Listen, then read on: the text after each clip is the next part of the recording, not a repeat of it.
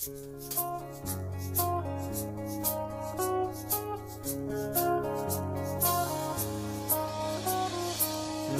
hanggang Sabado, puro na lang trabaho. At pagsapit ng Linggo, kailangan may negosyo, maghanap na raket.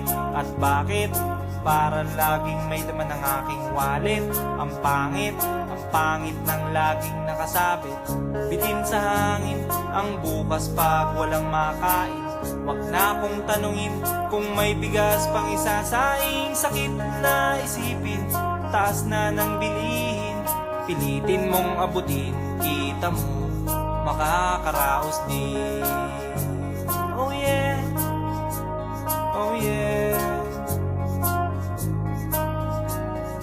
Nung una, inyo pa kayang naaalala, sa haheho meron akong ibinibenta.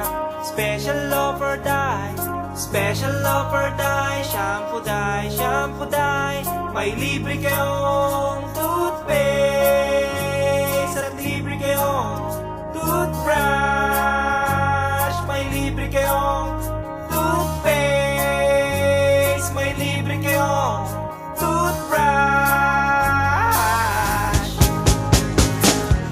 At saka po candy, tsaka po candy. At saka po keso, tsaka po keso. At saka po carrots, tsaka po carrots. At saka po ketchup. Kaya ngayon, eto na naman ako, nagbi-business ng kung ano-ano. Merong ballpen, pentel pen, at pwede mo rin akong maging boyfriend. Basta't 7, uuwi na ako sa amin. Kasi meron pa akong gagawin, magpapasuso nitong alaga kong tuta. Palusok, mabait, masigla. Uy, merong isang chick, gusto niya raw akong mami. Umorder siya sa akin at bibili ng meat. Tong aking longganisa, ang kanyang kursonada. Kasi malaki, kasi mataba, at mahaba. Ako'y kanyang niyaya doon sa kanila. Wag daw akong mahiya, siya'y nag-iisa. Uli ka na, patitikim ko na. O sige na, o sige na, o malapit na. O eto na, ilalabas ko na. O eto na, nako, o tinda kong longganisa. O tinda ko, o tinda ko.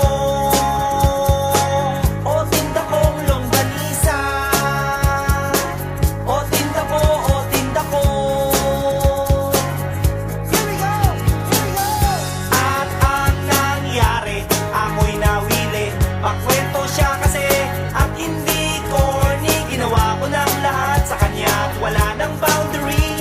Sinakyan ko na siya kasi sinakyan niya na rin ako. Nang